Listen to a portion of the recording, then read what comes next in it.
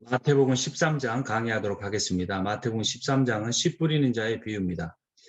씨를 뿌린다는 것은 말씀을 전한다는 의미인데요. 3절 보면 예수께서 비유로 여러 가지를 그들에게 말씀하여 이르시되 씨를 뿌리는 자가 뿌리러 나가서 라는 내용이 나옵니다. 이 씨 뿌리는 비유에서 씨는 하나님의 말씀을 의미하고요. 밀과 가라지 비유에서 씨는 하나님의 백성을 의미합니다. 19절 상반절 보면 아무나 천국 말씀을 듣고 그랬죠. 여기서 천국 말씀이 씨죠. 씨를 의미하고. 근데 마태복음 13장 38절에서는 같은 세상에 좋은 씨는 천국의 아들들이라 그랬죠. 여기서 씨는 하나님의 백성을 의미하죠. 그래서 어쨌건 여기 13장에서 씨는 하나님의 말씀을 의미합니다.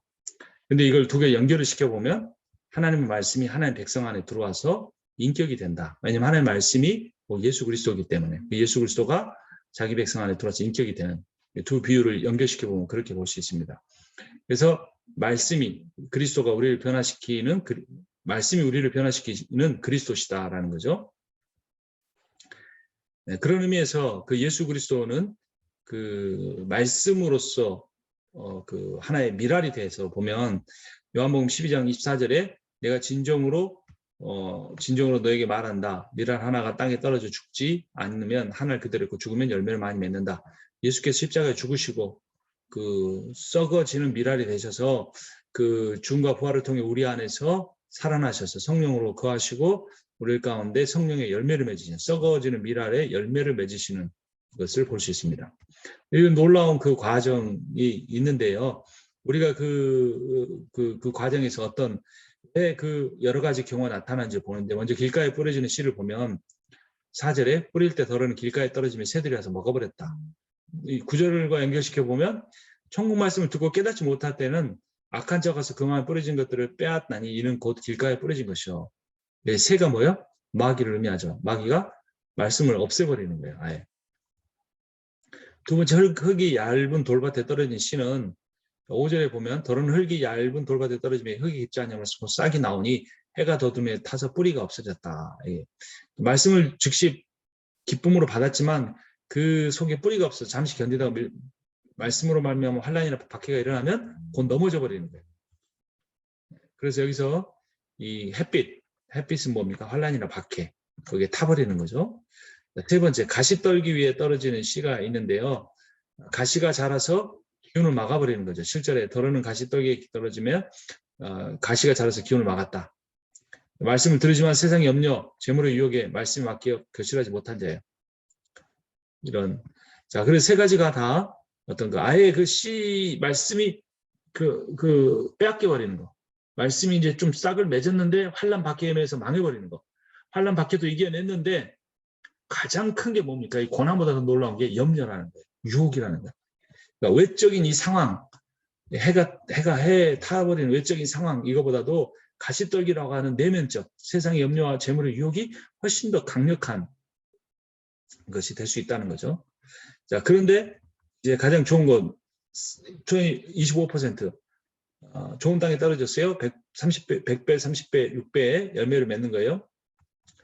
자, 이건 무슨 의미예요? 좋은 땅에 뿌려졌다는 것은 말씀을 듣고 깨달은 것이다. 깨달아서 열매를 맺게 된다. 근데 왜 한 밭에서만 열매를 맺었을까? 자, 말씀이란 씨는 동일해요. 근데 사람 밭이 다른 것이다. 그러니까 복음은 받아들여지든 받아들이지 않든 진리이지만 사람들 중에는 받아들인 사람도 있고 받아들이지 않는 사람도 있다는 거죠. 그래서 여기서 교훈을 우리가 좋은 밭이 됩시다. 세상 염려에 빠지지 맙시다. 환난에도 죽지 맙시다. 이렇게 적용할 수도 있지만 그거보다는 결국에 말씀이라는 거는 뿌려졌을 때 다 받아들이지는 아니다. 이게 중요한 포인트예요. 말씀 뿌린다고 다 받아들이신 게 아니다. 받아들일 곳에는 받아들이고 받아들이지 않는 곳도 많다. 너희 씨도 그렇지 않느냐. 너희도 씨 뿌려봤자. 그러니까 이 유대인들의 씨는 한국처럼 정사각형으로 해서 딱 길 내놓고 다 갈아서 한 게 아니라 대충 확 뿌리고 다닌 거예요. 넓은 들판에다 뿌리고 다니다가 되는 건 되고 안 되는 건 다니까 한 25%만 싹이 돋았다 치면 그런 어떤 농작 그 경험이 있는 사람들에게 이 말씀이 통하는 거예요. 그러니까 어차피 씨가 잘하는 것도 있지만 안 잘하는 게 있다. 그 연연하지 말아라. 말씀, 이 씨앗에 생명력이 있으니까 잘할 것은 다 잘한다 이거예요. 그러니까 고린도서 3장 7절에 그런즉 심는 이나 물 주는 이 아무 것도 아니로되 오직 자라나게 하는 하나님이시다. 이 부분이 강조돼야 되는 거예요. 그리고 또 다 구원받는 거 아니다. 두 사람이 밭에 있는데 한 사람 데려가고 한 사람 버림받는다. 마태복음 24장 40절 그거예요. 결국 25%밖에 안 되니까 뭐예요? 마태복음 7장 13절 좁은 문으로 들어가라. 교회 정체성은 뭐예요? 구원이에요. 구원. 근데 가장 교회에서 무관심한 게 뭐냐? 구원이에요. 구원은 1년 정도 교회 출석하고 세례 받으면 땡. 믿음으로 구원받으니까 이후에 어떤 일이 나도 구원은 흔들리지 않는다. 의심하지 마라. 혹시나 의심할까 봐 부흥회하고 교리로 가르치고 논리적으로 맞고 교리적으로 맞을지 모르지만 성경 신학적으로 여기저기 보면 구원을 들고 떨림으로 이루라 그랬고 구원에 들어가는 게 좁은 문이라 그랬고 부자가 들어간 건 낙타가 바늘기로 들어가는 것보다 더 어렵다고 분명히 이야기했잖아요. 이게 좋은 씨에 비해서도 25%밖에 안 돼. 4분의 1밖에 안 돼요. 좋은 밭이 되라 이런 교훈이 아니에요. 그게 아니라 말씀이 떨어지면 모든 밭이 아닌 소수의 밭에서 열매를 맺게 하는 능력이 있다. 말씀은 결국 씨를 맺는다. 그 맺어지는 열매만큼만 하나님 원하신다. 자, 그런데 이 말씀을 하면서도 귀 있는 자는 들으라 이렇게요. 귀 없는 사람이 어디 있어요? 귀 다 있잖아요. 그럼 귀 들린 사람만 들어라 이 말일까요? 아니죠. 성령의 역사가 있어야 들을 수 있다 이 말이에요. 여러분 목사가 아무리 노력한다고 성도가 변화되는 것도 아니고요. 말씀 못 알아듣는 사람 가볍게 알아듣게 되는 것도 아닙니다. 우리가 가져야 될 것은 말씀에 대한 지적 호기심이 아니고 또 비밀을 깨달으려는 영적 호기심도 아니에요. 말씀과 진리의 영이신 성령께 붙잡히려고 해야 하는 거예요. 그 하나님의 역사가 있어야 한다는 거예요. 그래서 우리가 기도하는 거는 참 중요하죠. 사람한테 너무 매달리지 마세요. 사람 비유 맞추고 해도 사람이 비유 맞춰줄 땐 좋아하고 나중에 자기도 수 틀리면 다 또 돌아서고 그래요. 뭐 그렇다고 해서 대충 하자는 이야기는 아닌데 오래 참고 사랑하고 섬겨야 되는데 그 사람한테 너무 모든 걸 걸면 목사가 탈진하고 목사가 이렇게 사람에게 휘둘려가지고 교회가 다 이렇게 흔들릴 수 있다 이겁니다. 비유로 말씀하신 데다가 귀 있는 자만 들으라 그랬어요. 하나님 나라 복음은 다한테 말할 필요가 없어요. 근데 우리는 누가 구원받을지 모르니까 다 모두에게 전해야 되는데 마음 자세만큼 그러라는 겁니다. 우리는 하나님의 종이잖아요. 종은 주인이 시킨 대로 하면 되지 자기가 목표 세워가지고 얼만큼 이루었다고 자기가 주인 노릇하면 안 되는 거죠. 그 문제 진짜 망한 거죠. 자, 큰 무리가 모였어요. 너무 많은 무리가 모였어요. 근데 비유를 설명하세요. 큰 무리가 거기에 왔다 이런 표현이 있잖아요. 근데 나중에 10절에 보면 제자들이 예수께 나와 어찌하여 그들에게 비유로 말씀하시나이까. 지금 제자들은 지금 급해요. 빨리 예수님의 교회가 커졌으면 좋겠는데 예수님이 비유로 말씀하시니까 못 알아듣고 가잖아요. 예수님 좀 알려주세요. 쉽게 설명해 주세요. 그런데 예수님의 관점은 달라요. 저들을 다 모아서 교회를 하는 게 아니었어요. 저 사람들은 예수의 십자가 못 박게 하는 존재들이에요. 천국의 비밀을 아는 것이 너희에게는 허락됐지만 제자에게는 허락됐지만 그들에게 무리들에게 허락되지 않았다라는 말씀이에요. 전도는 안 믿는 사람 믿게 하는 게 아니고 하나님의 택한 백성을 찾아내는 거예요. 다만 우리는 그들이 누군지 모르기 때문에 누가 택한 백성인지 모르니까 모든 사람에게 복음을 전하는 것뿐이에요. 그러면 사람들의 마음을 바꾸기에 복음을 변질시키지 않아야 돼요. 복음이 너무 뒤틀렸어요. 변질됐어요. 사람들의 그 예스라는 말을 듣고 싶어서 사람들이 모이게 하기 위해서 복음을 변질시켰어요. 투여해야 됩니다. 결국은 종교 지도자들의 책임이니까. 자, 지금 비유를 듣는 자들 중에 예수와 하나님 나라를 대적하기 위해 듣는 사람도 있어요. 여러분 그 교회 안에도 그런 사람들이 있어요. 마태복음 16장 1절 바리새인과 사두개인들이 와서 예수를 시험하여 하늘로부터 온 표적 보이기를 청하니 예수님 막 좋은 말 하니까 당신이 그 말 한다고 하나님의 아들이라고 누가 믿어줄 줄 알아? 한번 하늘에서 불 떨어지게 해봐. 이거잖아요. 예수님의 말씀을 다 듣고 사역을 경험하고도 믿지 않는 자들 안 믿어요. 예수님이 했는데도 안 믿는데 사람이 하는데 얼마나 많이 믿겠느냐고요. 그러니까 사람의 반응에 너무 좌지우지 되지 말라고. 하나님이 하라는 대로 했는지에 영적인 길을 쫑긋 세우고 내가 먼저 하나님을 두려워해야죠. 하나님은 믿는 자들, 제자들에게 더 많은 깨닫게 해줍니다. 믿지 않는 무리에게는 하나님 나라를 아예 못 듣게 길을 막아버려요. 그러니까 안 들어요. 들으려고 생각하기 교회 들으려고 오지 않아요. 그중에 조금 성경 배우려고 오는 사람도 있고 영적 비밀을 알고 싶어서 온 사람도 있지만 그 말씀대로 실천하고 싶어서 말씀 듣는 사람 없어요. 거의 없어요. 그래서 결국 있는 자는 받아 넉넉하게 되고 없는 자는 더 뺏겨요. 돈 문제가 아니고 영적인 비밀에 대해서.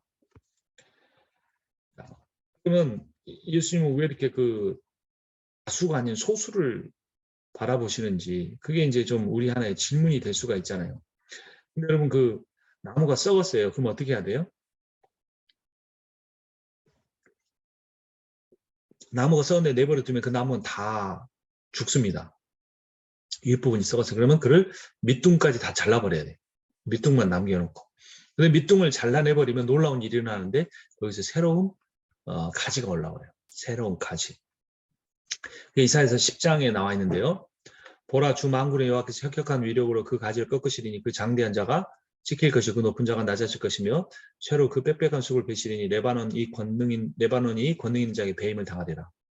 이사 11장 이어지는 구절이 이새의 줄기 산 싹이 나며 자 이제 잘라버렸어요. 레바논의 그 장대한 그 나무를 잘라버렸어요. 그랬더니 이새의 줄기에서 한 싹이 나며 그 뿌리에서 한 가지가 결실을 맺을 것이요. 이게 누구에 대한 이야기입니까?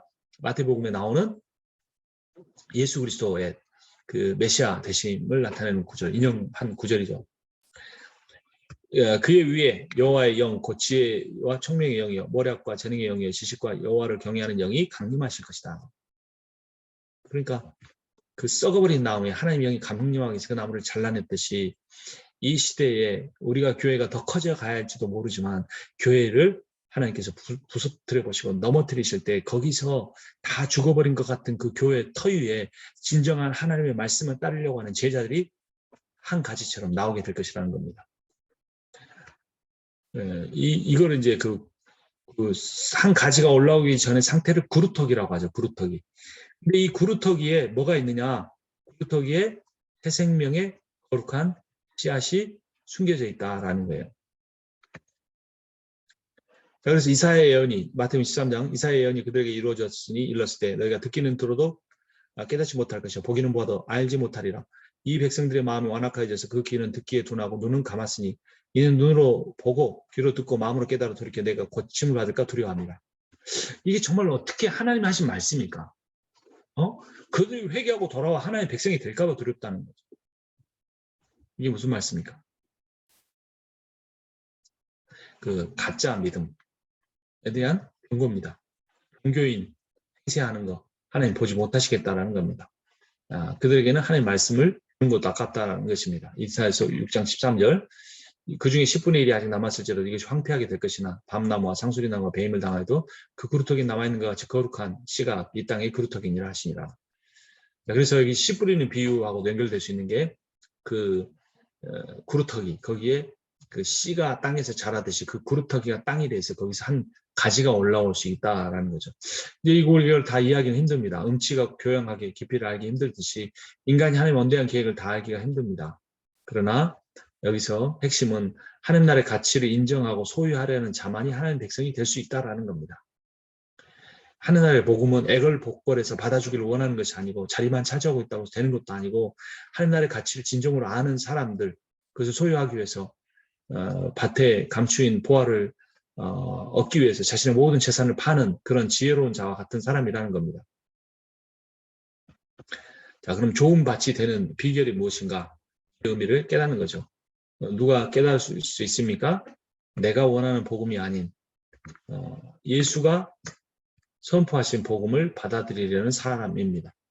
그 앞에서 말씀드린 대로 요한계시록이 똑같은 말합니다. 귀 있는 자들은 성령이 교회들에게 하시는 말씀을 들을지어다. 영적인 귀를 쫑긋 세우고 하나님의 말씀을 듣고 그 말씀대로 살아가려고 하는 사람들이 있어요. 소수예요. 그 소수의 하나님 나라 백성, 하나님의 택한 백성에 비해 교회가 너무 많아요.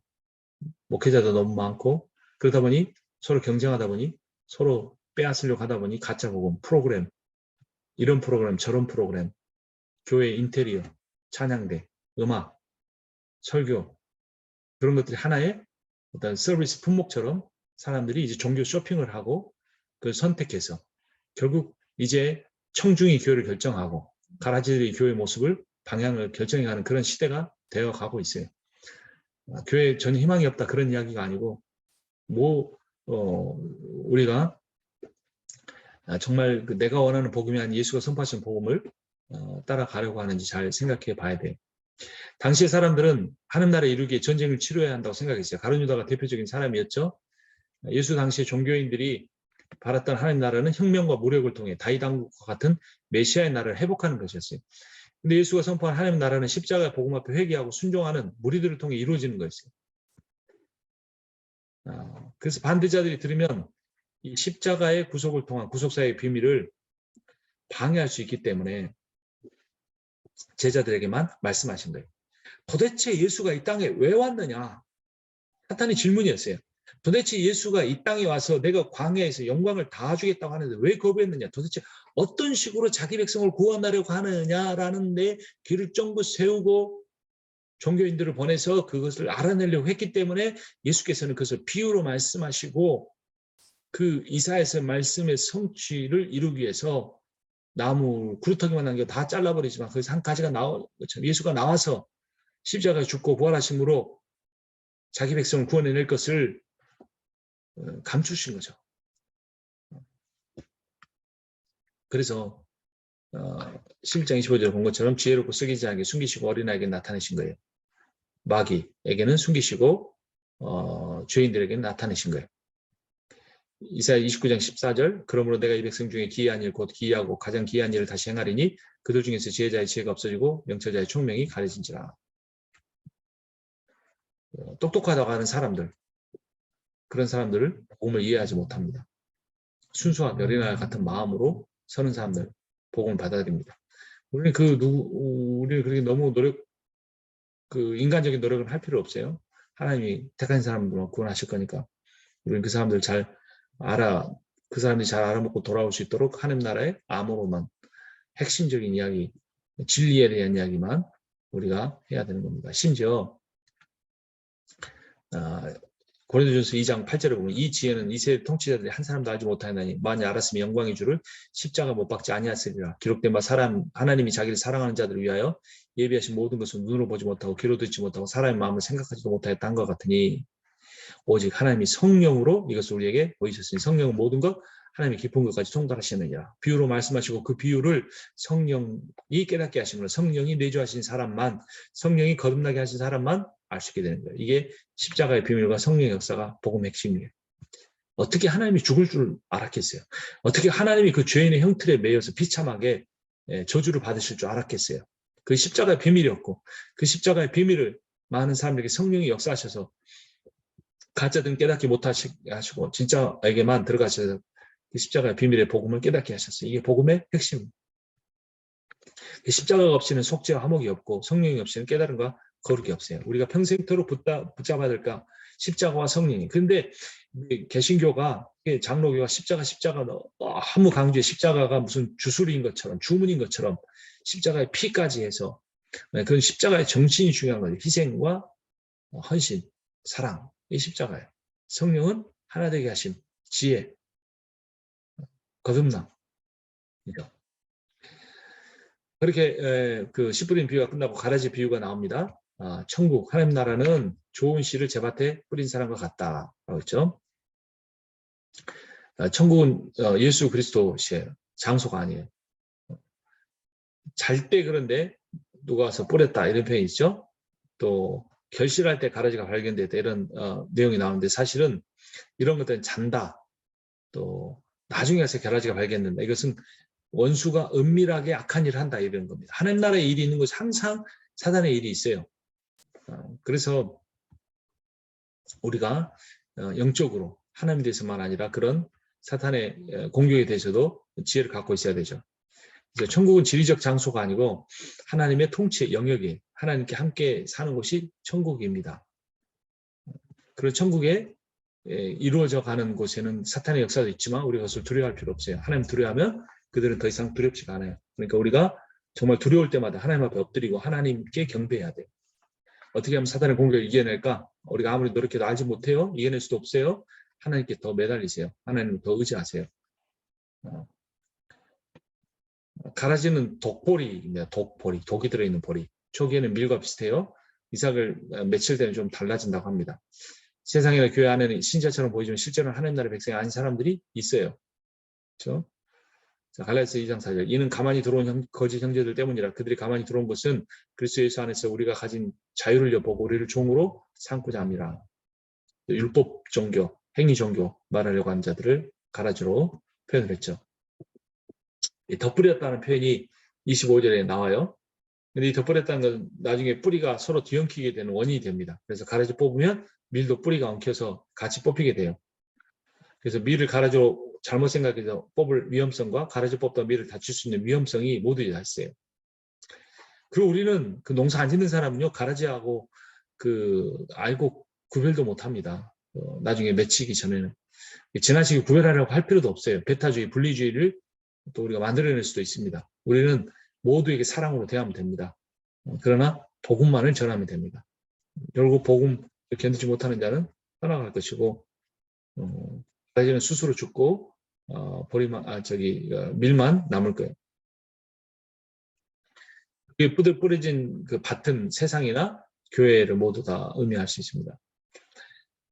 종들이 가라지에 그러니까 어디서 왔는지를 묻습니다. 27절에 보니까 집주인의 종들이 와서 말하되 주여 밭에 좋은 씨를 뿌리지 아니하였나이까? 그런데 가라지가 도대체 어디서 생겼습니까? 주인이 말은 원수가 이렇게 했구나. 이렇게 하는 거죠. 우리가 뽑아버릴까요? 물어보죠. 자, 여기서 우리가 적용하는 세상의 악이 왜 존재하는가? 하나님이 하신 게 아니에요. 원수가 와서 뿌렸다 했잖아요. 세상의 악을 뿌렸고 하나님 그것을 제거하십니다. 자, 그리고 심판은 이제 나중에 심판 때에 가라지를 다 없애잖아요. 그런데 추수꾼들이 할 겁니다. 27절에 주인이 이르되 가만 들어와 가라지 뽑다가 곡식까지 뽑는다. 둘 다 추수 때까지 함께 자라게 둬라. 추수 때 내가 추수꾼들에게 말하기를 가라지는 먼저 거둬 볼살에게 단으로 묶고 곡식을 모아 내 곳간에 넣어라 하리라. 천사일지 누구일지 모르겠지만 하나님이 다 계획을 가지고 계십니다. 그러니까 추수 때 다 뽑아서 불태울 것이니까 곡식 다치지 않도록 지금은 내버려 둬라. 자, 중요한 건 뭐예요? 악인의 제거가 아니라 선인의 보호예요. 악과 싸우다가 악이 되고 말아요. 너무 지나치게 그렇게 하지 말고 선을 보호하려고 해야 돼요. 내 안에 선한 것, 성령님, 하나님의 말씀을 가지고 우리가 견디고 이겨나가야 합니다. 자, 좋은 씨를 뿌린 사람은 누굽니까? 인자다라고 37절에 나오죠. 밭은 세상이다. 좋은 씨앗은 천국의 아들들이다. 가라지는 악한 자의 아들들이다. 가라지를 뿌리는 원수는 마귀다. 추수 때 세상 끝이고 추수꾼은 천사들이다. 이런 내용들이 예수님께서 다 풀어주신 내용입니다. 자, 그럼 여기서 계속 말하는 심판이라는 건 뭐냐? 가라지를 불사를 세상 끝이죠. 그때 천사를 보내서 풀무불에 다 던져버린다고 합니다. 하나님을 늘 은혜의 하나님으로만 생각해서는 안 돼요. 심판의 하나님, 능력의 하나님으로 우리가 볼 수 있어야 됩니다. 그래서 가라지는 우리가 좀 이렇게 정리를 해보면 넘어지게 하며 불법을 행하는 자들의 교회 안에 그런 일이 있습니다. 그런데 의인들은 그들은 나중에 불타 없어질 거고 의인들은 하나님 나라에서 해와 같이 빛나게 될 것이죠. 이게 우리의 소망입니다. 그래서 지금 당하는 고난을 장차 우리가 받을 영광과 비교할 수 없다고 말씀해 주셨죠. 가라지 비유에 이어서 그 겨자씨 비유가 나오고 누룩 비유가 나옵니다. 모든 씨보다 작은 씨가 겨자씨. 근데 자란 후에는 풀보다 커서 나무까지 된 것으로 보일 정도로 크고 공중의 새들이 와서 그 가지에 깃들이게 됩니다. 길들이게 됩니다. 이게 발음이 쉽지가 않네요. 자, 겨자씨는 처음에는 모든 씨보다 작습니다. 2만 개가 이룬 수 28g밖에 안 된다고. 어마어마하게 작네요. 겨자씨보다 더 작은 씨도 있어요. 근데 예수님의 말씀은 당시 유대인들이 사용하던 격언을 이용하는 거예요. 현대 과학으로 더 작은 씨도 있다. 그런데 성경이 이거 오류가 아니냐 이렇게 말하는 것은 무식한 거예요. 예수님은 그 생물학 교본을 쓰신 게 아니고 그 당시 사람이 제일 작다고 생각하는 겨자씨를 가지고 이것도 엄청나게 커질 수 있다라고 하는 그 메시지가 중요한 거죠. 이제 풀보다 자란 뒤에는 큰 나무가 됩니다. 몇 주 만에 1~3m 이상 자랄 수 있어요. 그럼 공중의 새들이 와서 거기에 짹짹짹하고 먹이도 있고 새도 키우고 그러죠. 새끼도 키우고. 그래서 겨자씨 변화의 핵심은 지극히 작은 것이 전 크기에 비해 급격하게 자란다 이 말이에요. 건강한 교회는 그 건강하게 자란다, 자연적으로 성장한다 이런 말씀도 있지만 그렇지 못할 수 있는 상황도 많이 있어요. 우리가 그것을 일반적으로 말할 수는 없습니다. 그런데 어쨌든 하나님의 생명력이 있는 곳에 성장이 있을 수 있습니다. 이게 에스겔서 27장 23절 31장 6절 말씀과 같습니다. 백향목이 아주 아름답게 자라면 각종 새가 그 아래 깃들이고 그 가지 그늘에 살게 되는 거예요. 그런 이야기. 하나님 나라가 사람들을 받고 그 사람들이 쉬는 어떤 그 삶의 터전, 또 기쁨을 누리는 원천 이런 것들이 쉬는 거죠. 그래서 이렇게 이 급격한 성장론, 그러나 하나님께 성장하게 하는 것이다. 그래서 우리는 그때가 언제인지 몰라요. 그러니까 기다리고 우리에게 주어진 일을 최선을 다해서 감당하면 되겠죠. 그 다음에 천국은 가루서말에 넣은 누룩이다. 누룩도 겨자씨 비유하고 비슷합니다. 33절 또 비유로 말씀하시되 천국은 마치 여자가 가루서말 속에 갖다 넣어 전부 부풀게 한 누룩과 같으니라. 이 악은 악이라는 이 부정적인 누룩이 아니에요. 여기서는 성장이라는 긍정적인 누룩이에요. 작은 노력이 전부를 부풀게 한다. 작게 시작하지만 커다란 결과를 가져올 수 있다. 제자들 12명밖에 않고 초라하고 직업도 별로고 다 그런데 세상 변화시킬 수 있다. 이런 말입니다. 여러분 어떠세요? 자신이 어떻게 보이십니까? 자랑스럽습니까? 초라합니까? 하나님의 능력을 의지하고 순종하면 반드시 귀하게 쓰임 받습니다. 하나님이 쓰시는가? 여기에 포커스가 돼야지 우리가 사람 기준으로 이렇게 될까 말까 관심을 갖게 되면 점점 하나님에 대해서 무관심하게 돼요. 하나님 앞에 늘 서야 돼요. 하나님 앞에 늘 매달려야 돼요. 무엇을 얻기 위해서가 아니라 그 하나님의 임재를 구하고 그것을 임재 자체, 동행해 주는 것 자체를 기뻐하고 의지하고 살아가는 이것이 핵심이에요. 그렇게 주님과 깊이 동행하며 살아가다 보면 하나님의 길을 열어주십니다. 주의할 것은 처음부터 너무 거창하게 하려는 것이 아니라 그 가루소말에 누룩을 집어넣으면 돼요. 자, 성국에 대한 세 가지 비유가 또 연달아서 나옵니다. 밭에 감추인 비유 44절 천국 마치 밭에 감추인 보화와 같으니 사람이 이것을 발견하고 숨겨두고 기뻐하며 돌아가서 자기 소유를 다 팔아 그 밭을 사느니라. 여러분이 비양심적이지 않나요? 그럼 그 땅만 사야지 보화는 돌려줘야지 이렇게 말할지도 몰라요. 이건 비유니까 그렇게 윤리적인 관점에서 보면 안 돼요. 자, 이 사람이 악하다고 할지라도 이 사람이 미련하다고 할지라도 자기 거 다 가지고 와서 그 밭을 타지 않느냐. 하나님 나라는 이게 이 밭과 같아요. 그 안에 엄청난 보호가 감춰진 액면가는 작지만 실제 가치는 어마어마하게 큰 것이 하나님의 나라라는 겁니다. 그래서 발견한 사람이 숨겨두고 기뻐하고 자기 소유를 다 팔아 산 거예요. 가치와 헌신, 그 가치 있는 것에 모든 것을 바칠 수 있는. 복음은 나에게 전부인가 일부인가 생각해봐요. 복음은 예수 그리스도시잖아요. 예수 그리스도가 나에게 전부인가 일부인가. 전부라는 말은 그분을 신뢰하는 겁니다. 그분에게 내 인생을 맡기는 겁니다. 염려하지 않고 후회하지 않고 오직 주님과 동행하며 살겠다고 다짐하는 것이 그죠. 그래서 그것을 다 털어서 사야 돼요. 모든 걸 나의 가진 걸 바꿀 수 있어야 돼요. 좋은 진주를 구하는 장사와 같다. 자, 45절 또 천국은 마치 좋은 진주를 구하는 장사와 같으니 급히 값진 진주 하나를 발견하고 자기 소유를 다 팔아 삽니다. 이거는 이제 아까 밭에 감춘 보화는 숨겨놓은 거예요. 모르는 거죠.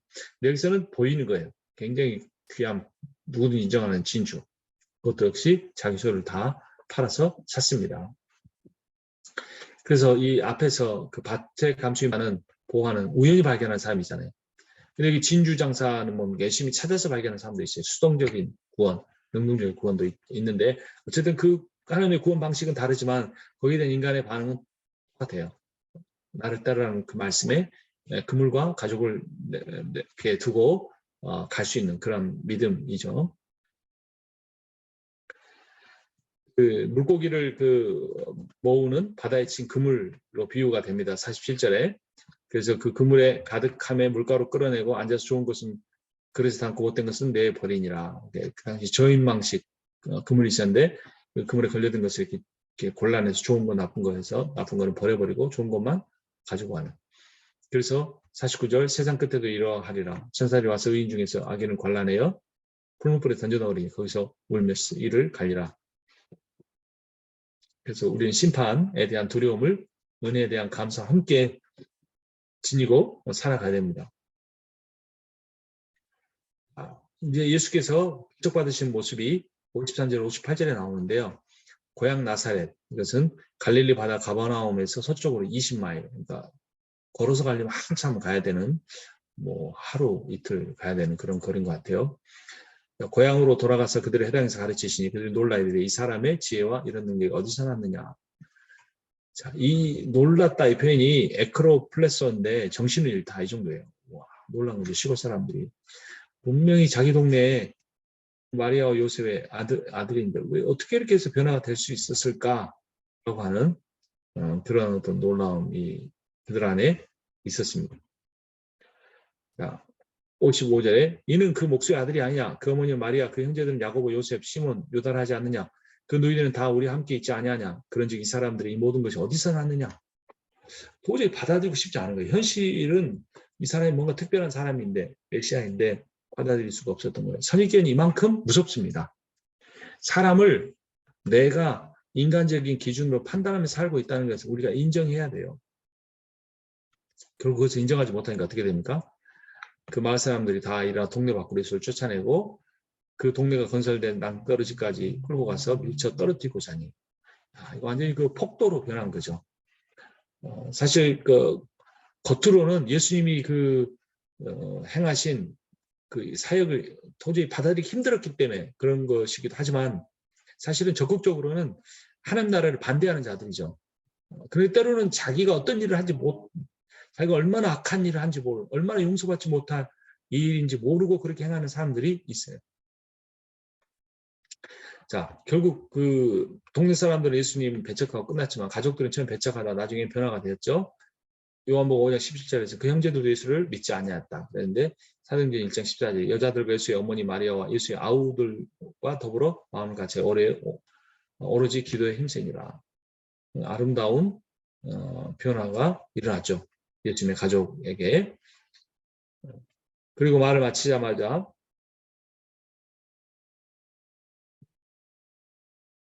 야고보가 대답하되 이르되 형제들아 내 말을 들으라 그랬죠. 이 야고보가 누굽니까?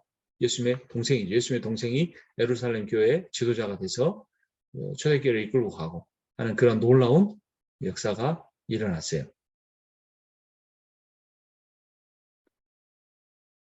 그래서 예수님의 결론적으로 하시는 말씀은 내 아버지의 뜻대로 행하는 자가 내 가족이다. 그랬고 친가족이 그렇게 아버지의 뜻대로 행하는 자로 변화됐기 때문에 진짜 가족, 영적인 가족이 될 수가 있었던 겁니다.